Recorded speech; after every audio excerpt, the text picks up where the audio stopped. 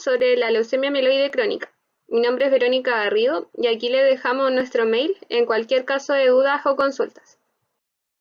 La hoja de ruta de esta clase incluye lo que es la introducción a la hematopoiesis, la definición de la leucemia mieloide crónica, su epidemiología, la etiopatogenia, su presentación clínica, el diagnóstico y manejo que se hace en Chile y un breve caso clínico para aplicar los conocimientos. Y por último, los take home points, que son los principales puntos que ustedes se deben llevar para la casa de esta patología. Primero, cabe destacar que el perfil de la UNACOM nos pide como médico general el diagnóstico de esta enfermedad, su manejo inicial y la derivación hacia el especialista. La hematopoiesis es la producción de las células sanguíneas y se lleva a cabo principalmente en la médula ósea, por lo que se considera uno de los tejidos más activos en cuanto a proliferación. La célula hematopoyética va a dar origen a lo que son los precursores mieloides y linfoides. El precursor mieloide va a generar lo que es la línea megacariocítica, eritrocítica y mielocítica. Para comprender esto en mayor profundidad, tenemos aquí lo que es la célula hematopoyética multipotencial, que va a dar origen a un precursor común mieloide y a un precursor común linfoide. Este precursor común linfoide va a dar origen a lo que son los linfocitos B y los linfocitos T, además de las células natural killer y las células dendríticas, que son células presentadoras de antígenos. Por otro lado, tenemos el precursor común mieloide, que como dijimos se va a dividir en la serie megacariocítica, que va a dar origen a lo que son las plaquetas, la serie eritrocítica, que va a dar origen a los eritrocitos o glóbulos rojos, y la serie del mieloblasto, que va a dar origen a los granulocitos, que incluyen los basófilos, los neutrófilos y los eosinófilos, pero también va a dar origen a los monocitos, que posteriormente generarán lo que son los macrófagos. Asimismo, este precursor mieloide puede dar origen a lo que son los mastocitos. La leucemia mieloide crónica se define como una neoplasia mieloproliferativa caracterizada por la producción desregulada y la proliferación incontrolada de granulocitos maduros con diferenciación similar a la normal.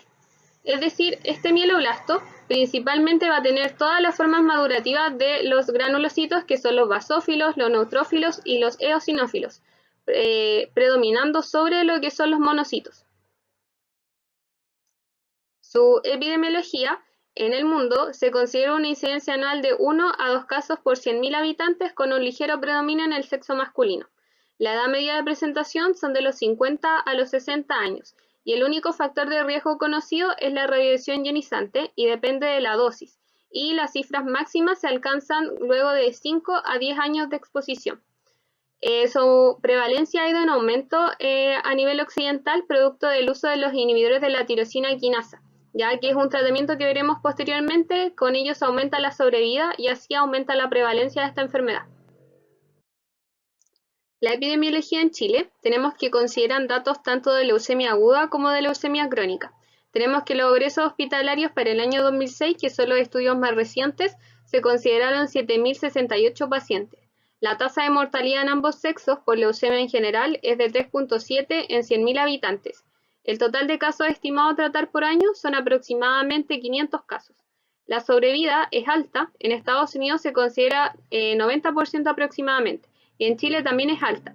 En menores de 15 años es 75% y en mayores de 15 años es 80%. La etiopatogenia de esta enfermedad principalmente considera la translocación recíproca entre los cromosomas 9 y 22, que va a dar origen a lo que es el cromosoma de Filadelfia. Esta fusión de los genes de BCR, que está en el cromosoma 22, y del gen ADL1, que está en el cromosoma 9, va a generar un gen de fusión que es BCR-ABL1. Esto va a generar una proteína con actividad tirosina quinasa intrínseca, lo que lleva a la proliferación descontrolada de los granulocitos. Dentro de las fases de presentación de esta enfermedad se incluye la fase crónica, que se caracteriza por tener menos de 10% de blastos. En la fase de presentación más común, y en la biopsia de médula ósea podemos ver hipercelularidad. Se caracteriza por tener un buen pronóstico con un control y tratamiento adecuado de la enfermedad. Por otro lado, tenemos la fase acelerada, que tiene 10 a 20% de blastos y puede presentar trombocitosis o trombocitopenia y tiene un mal pronóstico. Y por último tenemos la fase blástica, que tiene más de 20% de blastos con una proliferación extramedular de ellos y tiene un mal pronóstico. En cuanto a la presentación clínica de la fase crónica, tenemos que la mayoría de los pacientes que se diagnostican con leucemia mieloide crónica están en esta fase y son asintomáticos. Sin embargo, algunos pacientes pueden tener síntomas derivados de la anemia, como la anorexia, la sudoración nocturna, la pérdida de peso y el hipermetabolismo. También tenemos síntomas derivados de la esplenomegalia, que debido al aumento del vaso pueden presentar saciedad precoz, aumento del volumen abdominal, dolor en el hipocondrio izquierdo y plenitud postprandial. Y otros síntomas un poco más raros son el dolor óseo, la hemorragia, la artritis gotosa, el priapismo y la trombosis. Asimismo, la anemia la podemos evidenciar como palidez de piel y conjuntivas y taquicardia. Y la esplenomegalia podemos evidenciarla como hipersensibilidad en el cuadrante superior izquierdo y matidez. Y algunos pacientes pueden tener fiebre leve. En cuanto a la presentación clínica de la fase acelerada y blástica, tenemos que destacar que la fase acelerada se diferencia de la fase crónica porque hay un empeoramiento de la anemia, de la esplenomegalia e infiltración de órganos, mientras que la fase blástica tiene una presentación de una leucemia aguda, con síntomas constitucionales, hemorragia, fiebre e infecciones. Por lo tanto, ambas fases pueden presentar fiebre, dolor de cabeza, dolor óseo, artralgias, dolor abdominal esplénico, hematomas. También pueden tener disnea, somnolencia, esplenomegalia, infarto, tinnitus, priapismo y artritis. También pueden presentar púrpuras, petequias y equimosis. Hepatomegalia, donde la podemos evidenciar como un hígado sensible y palpable varios centímetros bajo el reborde costal. Hemorragia retiniana, cambio en el estado mental con alteraciones focales y linfadenopatías. El diagnóstico que se realiza en Chile incluye un aspirado de médula ósea, que es el examen de elección. Este nos permite evidenciar el porcentaje de blastos, promielocitos, mielocitos, eosinófilos y basófilos, que son los distintos estados madurativos de los granulocitos. Asimismo, este examen nos permite hacer un estudio de citogenética, por lo general convencional, con el uso de un cariotipo por banda G. Así podemos detectar lo que es la translocación entre el cromosoma 9 y 22. Si por algún motivo esta translocación no existe o hay alguna falla en el examen, podemos utilizar una hibridación fluorescente in situ, o FIT. Y también se utiliza la PCR con transcriptasa inversa, que lo que hace es evidenciar las transcripciones del ARN mensajero del gen BCR-ABL1. Esto nos permite ver un reordenamiento específico, y este examen siempre se tiene que realizar al momento del diagnóstico, ya que para el tratamiento nos permite evaluar la respuesta en cuanto a lo que son los inhibidores de la tirosina quinasa, que veremos posteriormente. También se realiza una biopsia de médula ósea. Esta nos permite ver lo que es el grado de fibrosis, que tiene importancia pronóstica, y por lo general uno evidencia una hiperplasia granulocítica y megacariocítica con ausencia de tejido adiposo. Asimismo, se debe pedir un hemograma para definir el estadio de la enfermedad y los sistemas de puntuación pronósticas. Por lo general, vemos una leucocitosis con grado variable, con desviación izquierda, sin hiato leucémico. ¿A qué se refiere que sin hiato leucémico? Es que están todas las formas madurativas de los granulocitos. También podemos ver trombocitosis, pero en etapas avanzadas hay trombocitopenia. El VHS por lo general es bajo cuando hay ausencia de infección, y se evidencia una anemia normocítica normocrómica, que se suele agravar con la insuficiencia medular que genera esta enfermedad. En la bioquímica podemos ver un LDH y un ácido úrico aumentado con una B12 disminuida. El manejo de esta enfermedad incluye medidas generales, como es la hidroxicarbamida, que es el tratamiento de primera línea cuando los pacientes tienen un gran recuento de blastos, sobre 20.000 e hiperleucocitosis, y se utiliza hasta el momento de la confirmación, luego del aspirado de médula ósea. También tenemos lo que son los inhibidores de la tirosina quinasa, que se utilizan cuando el diagnóstico ya está confirmado y los pacientes ya tienen un cromosoma de Filadelfia positivo. Estos incluyen imatinib, dasatinib y nilotinib.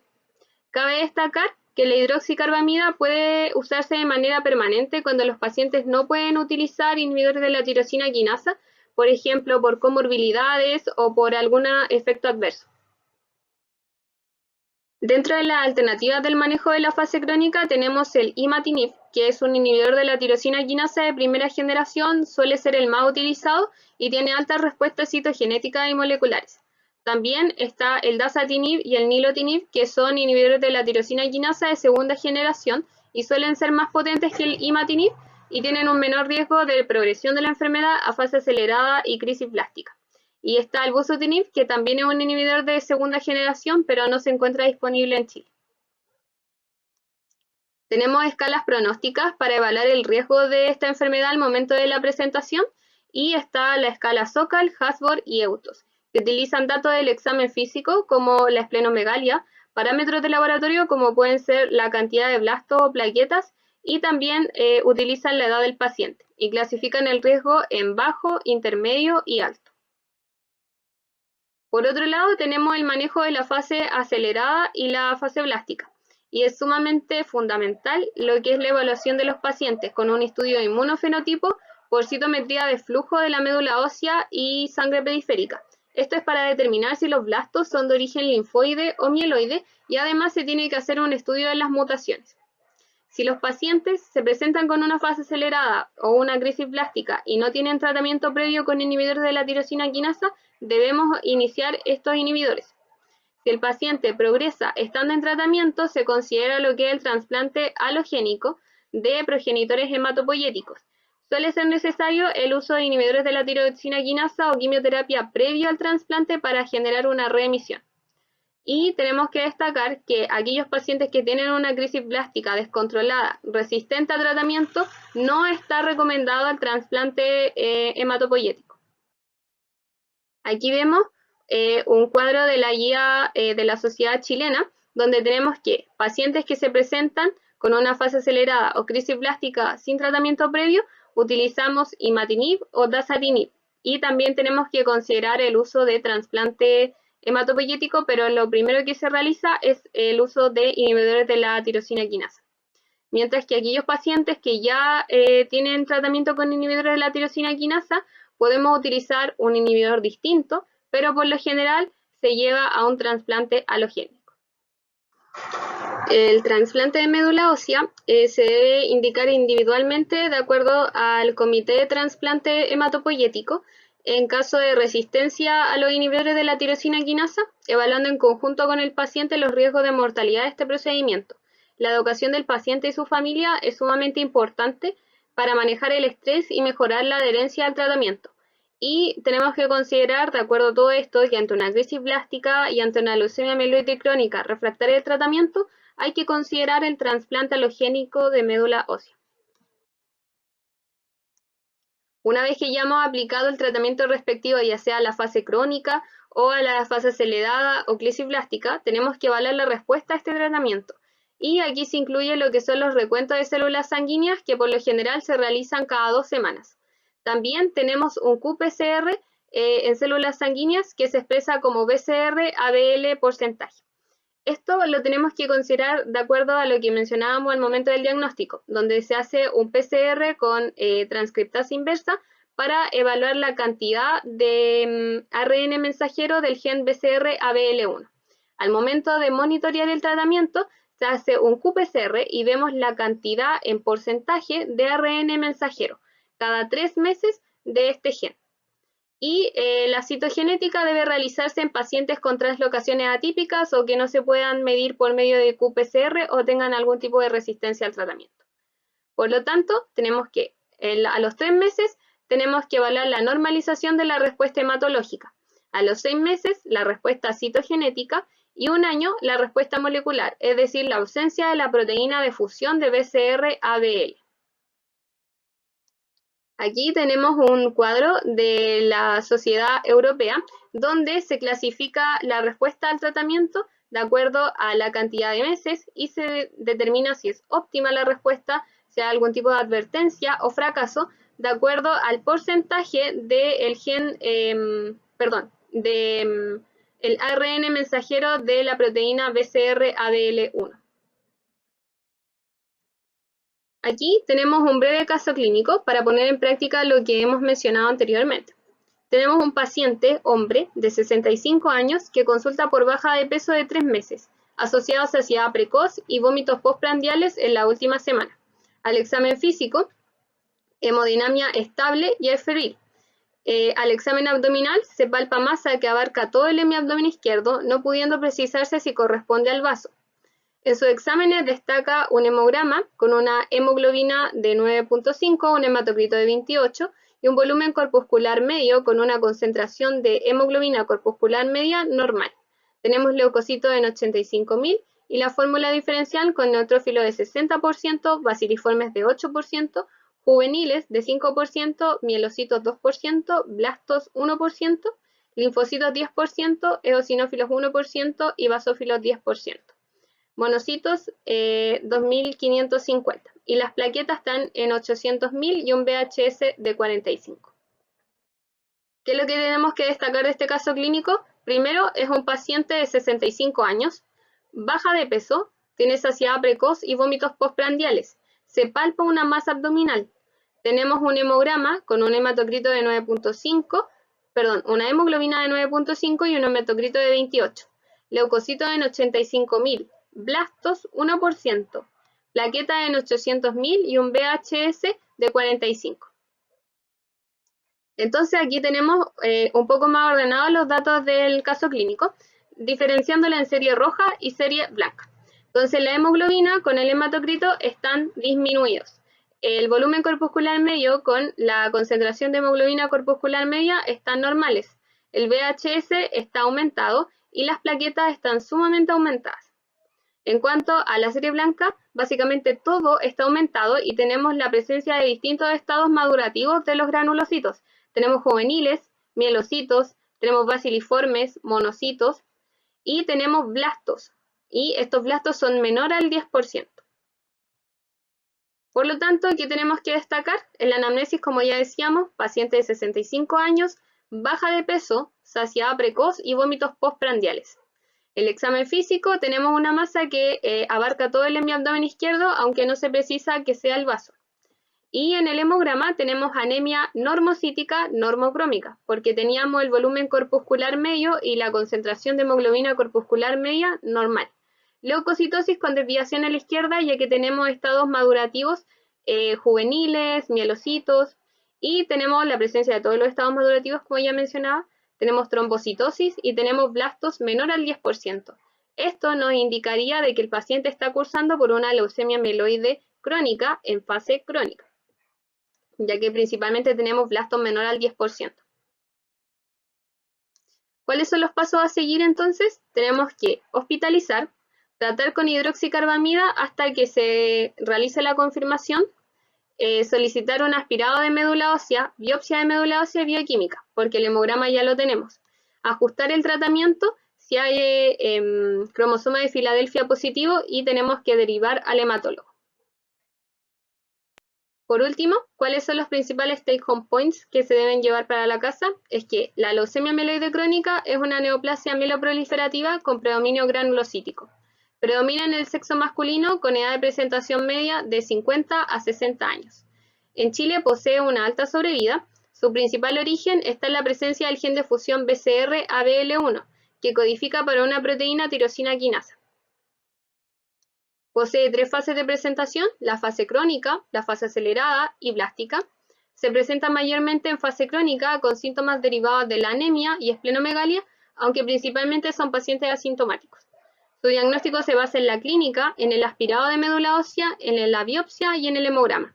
Y su tratamiento incluye fármacos como la hidroxicarbamida y los inhibidores de la tirosina quinasa. Aquí tenemos la principal bibliografía utilizada para este seminario. Cualquier duda pueden consultar. Espero que hayan podido comprender esta patología y ante cualquier duda pueden escribirnos a este mail. Espero que se cuiden y que estén bien y nos vemos en próximos videos.